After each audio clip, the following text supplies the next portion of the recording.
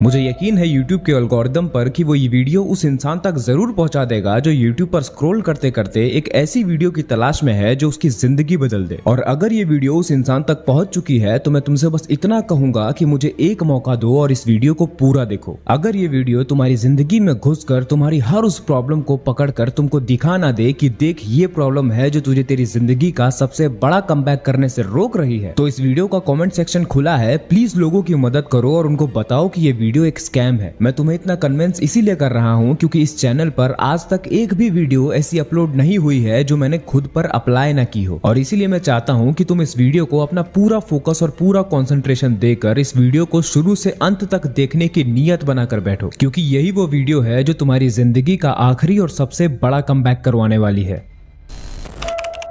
दोस्तों, स्कूल से pass out हुए मुझे लगभग 3 साल हो चुके हैं, और अगर आज भी मुझे मेरा कोई दोस्त मिलता है या फिर हमारे बीच में कुछ बातें होती हैं तो मुझे ये सुनने को जरूर मिलता है कि वो मुझसे कहते हैं कि यार मैं मेरी स्कूल लाइफ वापस जीना चाहता हूँ। मुझे स्कूल के दिनों की बहुत याद आती है। अब जब मेरे सामने ये बात हो रही होती है तो मैं थोड़ा ऑकवर्ड हो जाता हूँ और इस टॉपिक पर कुछ भी बोलना पसंद नहीं करता, और उसका रीजन ये है कि मुझे मेरे स्कूल लाइफ की बिल्कुल भी याद नहीं आती, और ना ही मैं ये सोचना पसंद करता हूँ कि मुझे मेरी स्कूल लाइफ वापस जीनी है। अब मुझे गलत मत समझना, मैं स्कूलों को खराब नहीं बोल रहा हूँ, बहुत सारे अच्छे स्कूल भी होते हैं, लेकिन मेरा स्कूल मेरे लिए एक जेल था, और मैं उस जेल का एक कैदी था जिसे रोज मार मार कर वो काम करवाया जाता था जो उसे पता ही नहीं था कि वो क्या है और क्यों है। जब जब वो कैदी कहता था कि पता नहीं क्यों लेकिन मुझसे ये नहीं हो रहा, तब तब उसे दूसरे कैदियों को दिखाया जाता था और कहा जाता था कि देख ये लोग किस तरह से चुपचाप बात मान के मेहनत कर रहे हैं, ये कर सकते हैं तो तू भी कर सकता है, और अगर हम जो तुझे काम बताएंगे वो तू नहीं करेगा तो तुझे ना तेरे घर वालों से प्यार मिलेगा और ना ही हमसे इज्जत। और यही सब मेरे साथ भी हो रहा था। इसी वजह से धीरे धीरे मुझे भी ये लगने लगा कि अगर मैं पढ़ाई के अलावा कुछ भी करता हूँ तो वो एक वेस्ट ऑफ टाइम है। लेकिन मैं कई बार अपने आप को पुश करके देख चुका हूँ, मुझसे ये पढ़ाई होती नहीं है, और ना ही मुझे ये कोई बताता है कि मेरे साथ ऐसा क्यों हो रहा है। सब के सब सिर्फ और सिर्फ मुझे डराने में लगे हैं। तो फिर बस मैंने ये बात एक्सेप्ट कर ली कि हाँ मुझसे ये पढ़ाई नहीं होगी और मैं एक लूजर हूँ, और मुझे कोई हक नहीं है कि मुझे प्यार और इज्जत मिले। जैसे जैसे मुझे ये रियलाइज करवाया जा रहा था कि अगर मैं पढ़ाई में अच्छा नहीं हूँ तो इसका मतलब ये है कि मेरी इस दुनिया में कोई औकात नहीं है, वैसे वैसे मैं अपनी ही सेल्फ रिस्पेक्ट को मारता जा रहा था। अब मैं जो बोलने जा रहा हूँ उसे ध्यान से सुनो, क्योंकि हो सकता है कि ये तुम्हारे साथ भी हुआ हो। जब भी किसी बच्चे के अंदर अपनी खुद की सेल्फ रिस्पेक्ट होती है तो जब भी कोई टीचर उसे डांटता है या मारता है तो वो बच्चा अपनी गलती को समझना चाहता है। अगर उस बच्चे को बिना किसी गलती के ही मारा गया होता है तो या तो वो विरोध करता है, और अगर विरोध नहीं कर पाता तो वो रोता है। लेकिन क्योंकि मैं अपनी सेल्फ रिस्पेक्ट को मार चुका था, मैंने रोना भी छोड़ दिया था। मुझे पता था कि अगर मैं पढ़ने में अच्छा नहीं हूँ तो मैं एक लूजर हूँ, और एक लूजर डिजर्व करता है मार खाना। लेकिन तुम अपने आप को कितना भी छोटा बना लो, तुम्हारे अंदर कोई होता है जिसे खुला आसमान चाहिए होता है, जिसे आजादी चाहिए होती है। तो इसी वजह से कुछ ऐसे टाइम भी आते थे जब मैं अपने उस छोटे इंसान वाली इमेज को एक्सेप्ट नहीं करता था। मेरा मन करता था क्रांति करने का, मेरा मन करता था सब कुछ बदल डालने का। बहुत ज्यादा झेल लिया था मैंने, और अब मुझे इज्जत चाहिए थी, अब मुझे ताकत चाहिए थी। मैं अपने आप से कहता था कि अब मैं ऐसी पढ़ाई करूंगा, अब मैं ऐसा कमबैक करूंगा कि सब के सब मुझे देखकर चौंक जाएंगे। दोस्तों, अब मेरा आपसे ये सवाल है कि कहीं आप भी कुछ ऐसा ही कमबैक करने के बारे में तो नहीं सोच रहे, जिसमें आप जिस रास्ते पर भागना चाहते हो वो रास्ता सचमुच में आपका है नहीं, वो सिर्फ आपका एक इंपल्सिव डिसीजन है, और आपके उस इंपल्सिव डिसीजन में ना ही कोई क्लैरिटी है, ना ही कोई सही डायरेक्शन है, सिर्फ और सिर्फ सोसाइटी की गुलामी है। एक बात याद रखना कि अगर सोसाइटी के जेल के कैदी हो तुम, तो तुम बस उतनी ही दूर जाओगे जितनी जोर से सोसाइटी तुमको डंडा मारेगी, और जैसे जैसे डंडे का दर्द कम होने लगेगा तुम धीमे होने लगोगे। तुम्हें धीमा होते देख सोसाइटी फिर से डंडा मारेगी और तुम कहोगे कि मुझे एक बार और कमबैक करना है। जब तक सोसाइटी का पट्टा तुम्हारे गले में पड़ा हुआ है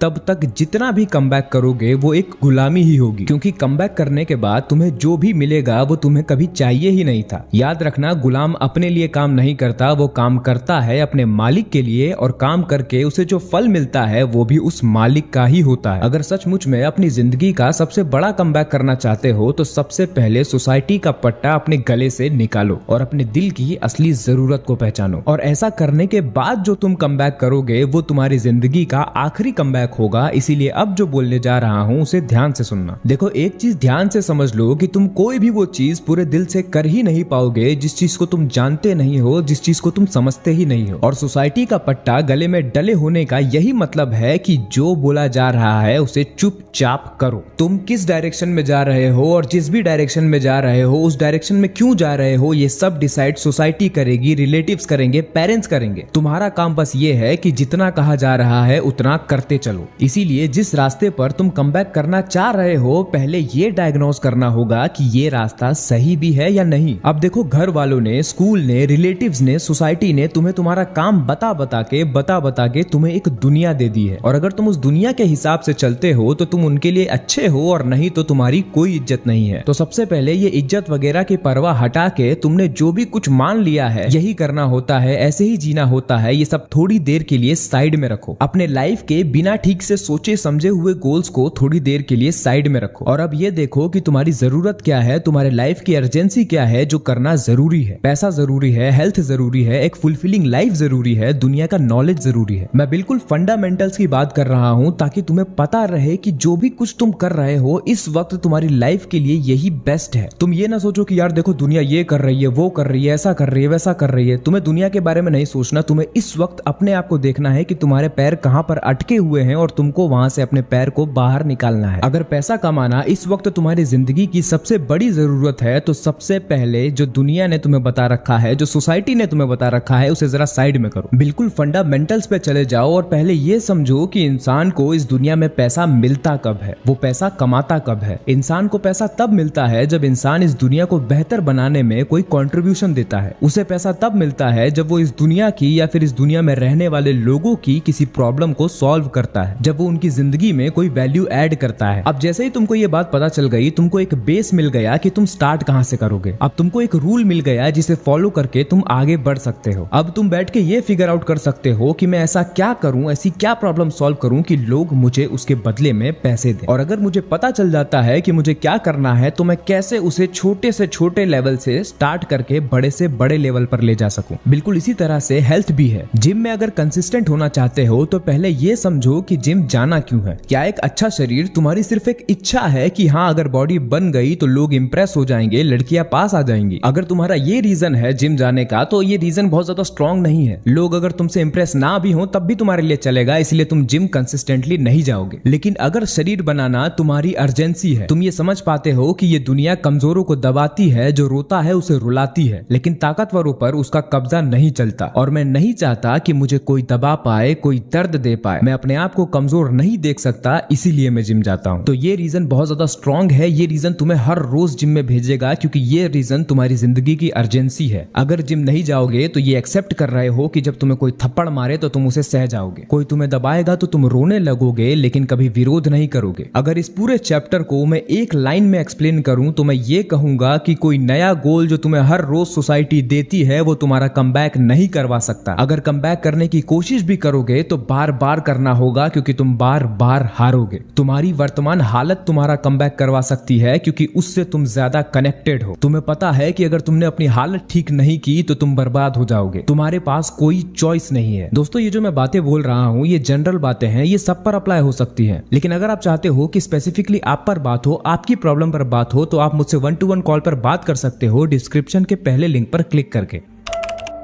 दूसरी चीज जो तुम्हारा कमबैक होने से रोकती है वो है तुम्हारा खुद का शरीर। एक बात ध्यान से समझो कि 3 रास्ते होते हैं जिस पर तुम चलते हो, लेकिन चलना तुम्हें इनमें से सिर्फ एक पर होता है। पहला रास्ता वो है जिस पर चलने के लिए तुम्हें सोसाइटी उकसाती है, दूसरा रास्ता वो है जिस पर चलने के लिए तुम्हारा शरीर तुमको उकसाता है, और तीसरा रास्ता वो है जिस पर सच में तुम्हें चलना चाहिए। अब जैसे मैंने पिछले चैप्टर में बताया कि अगर सोसाइटी के रास्ते पर अंधे होकर बिना कुछ सोचे समझे चलोगे तो बस उतनी ही दूर तक जा पाओगे जितनी जोर से सोसाइटी तुमको डंडा मारेगी। लेकिन वहीं पर जब तुम सोसाइटी का रास्ता छोड़ देते हो तो तुम्हें 3 चीजें मिलती है। पहला है क्लैरिटी कि तुम्हें पता चल जाता है कि तुम्हें क्या करना है, दूसरा है डायरेक्शन कि तुम्हें वो रास्ता मिल जाता है जिस पर तुम्हें चलना है, और तीसरा है अर्जेंसी कि तुम अपनी जिंदगी को साफ साफ देख पाते हो कि क्या चीज करना तुम्हारी जिंदगी में इस वक्त अर्जेंट है, सबसे ज्यादा जरूरी है। तो ठीक है, अब तुम अपनी जिंदगी की असली जरूरत की पूर्ति करने में लग जाते हो। तुम्हें सही डायरेक्शन मिल चुकी है, क्लैरिटी मिल चुकी है और अर्जेंसी भी मिल चुकी है। लेकिन अब तुम्हारी तुम्हारे रास्ते में आएगा तुम्हारा शरीर। वो तुम्हारे रास्ते में आके तुमसे कहेगा कि मेरे रास्ते पर चल। वो तुम्हें अपने रास्ते पर चलने के लिए मजबूर करेगा। वो कहेगा कि तेरी जिंदगी का सबसे जरूरी काम सोना है, ठूसना है, आराम करना है। तू अनफिट है तो क्या हो गया, तू मोटा है तो क्या हो गया। अगर तुझे पड़े पड़े गंदा महसूस हो रहा है, कुछ करने का मन कर रहा है तो रील स्क्रॉल करना, ये भी तो काम ही है। उससे मन भर जाए तो पॉर्न तो है ही, और वो भी हो जाए तो कुछ खा लेना, और खाने के बाद नींद तो अपने आप ही आने लगती है। वो बात अलग है कि वो नींद रात में नहीं दिन में आती है, क्योंकि रात में तो तुझे 5000 रील स्क्रॉल करने का टारगेट पूरा करना है। देखो, सिर्फ खा खा के सो के बिना किसी पर्पस के जीना किसी को अच्छा नहीं लगता। कोई इंसान ऐसा करना पसंद नहीं करेगा, इसीलिए फिर वो नशा करता है। ये नशे वाली बात मैंने अपनी बहुत सारी वीडियोस में कई बार करी है। तो अब सवाल आता है कि फिर शरीर को कैसे हराएं, हमारे ही अंदर बैठे हमारे इस दुश्मन को कैसे हराएं। उसका तरीका ये है कि तुम्हारे अंदर से जो भी आवाजें आ रही हैं वो सच में तुम्हारा भला चाहती हैं या बुरा, ये तुम्हें ही डिसाइड करना होगा। ऐसे समझो कि तुम्हारे अंदर 3 लोग बैठे हैं। पहला है hero,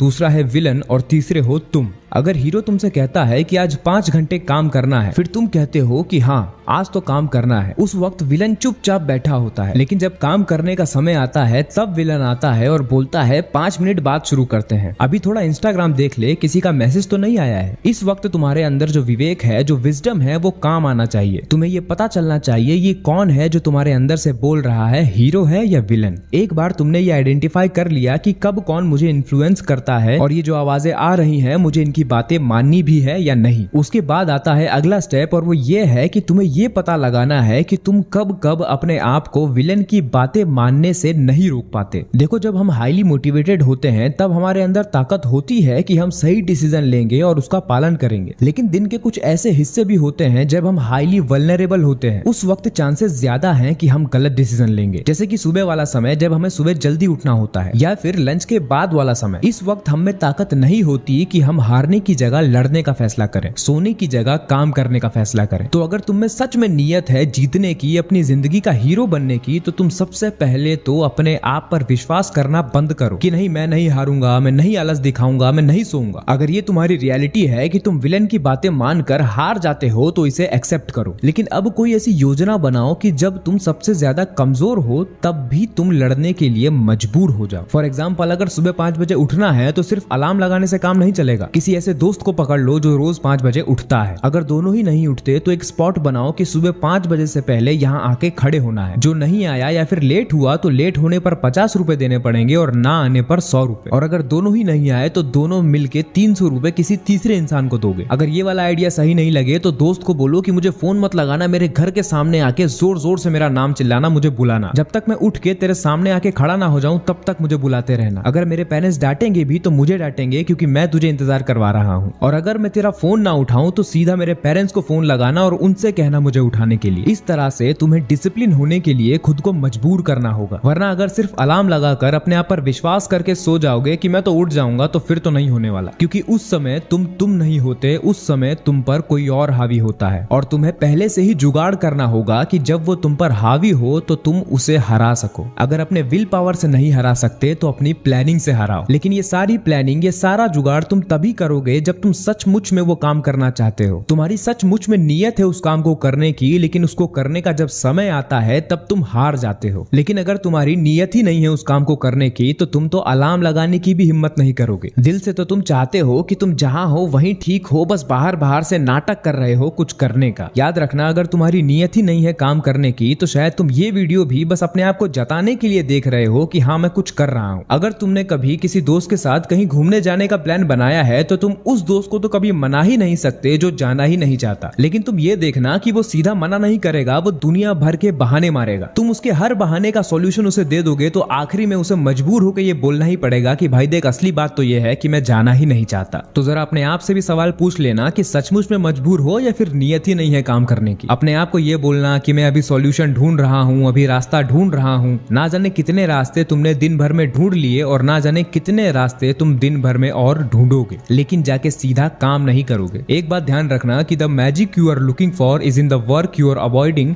and the regret of time wasted is wasting more time.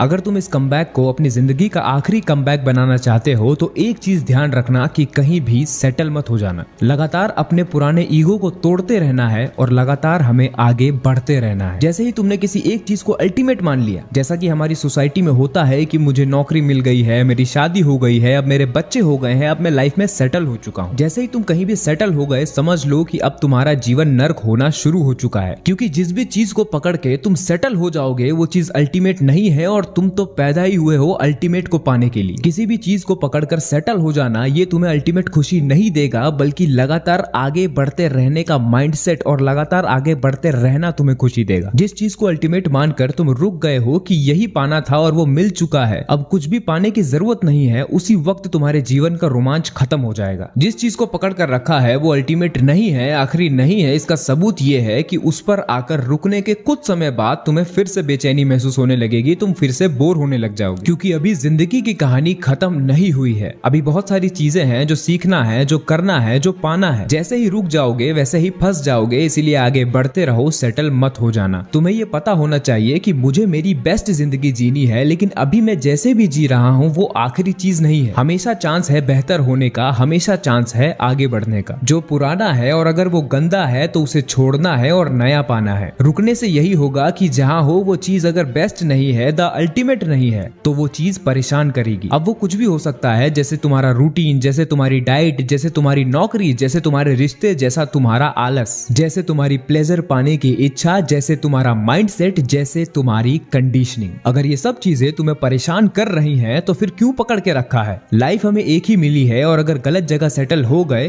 तो गए। अगर कहीं भी सेटल हो गए और अगर वहां फंस चुके हो तो फिर से कहोगे कि मुझे कमबैक करना है। लेकिन अभी तो हम जवान हैं, इसीलिए जिंदगी को ठोक पीट कर हम सही कर सकते हैं। लेकिन अगर 40 के होके बोलोगे कि सेटल होके फंस चुका हूं, तो उस वक्त कमबैक करने की ताकत भी नहीं होगी। इसीलिए मैंने इस वीडियो की शुरुआत में कहा था कि this should be the last and the greatest comeback of your life. दोस्तों, अगर आपको ये वीडियो अच्छी लगी है तो मैं चाहता हूं कि आप इसको अपने किसी एक दोस्त के साथ शेयर करें जो इस वीडियो को जरूर देखेगा। और अगर आप मुझसे 1-to-1 कॉल पर बात करना चाहते हैं तो डिस्क्रिप्शन के पहले लिंक पर क्लिक जरूर करना।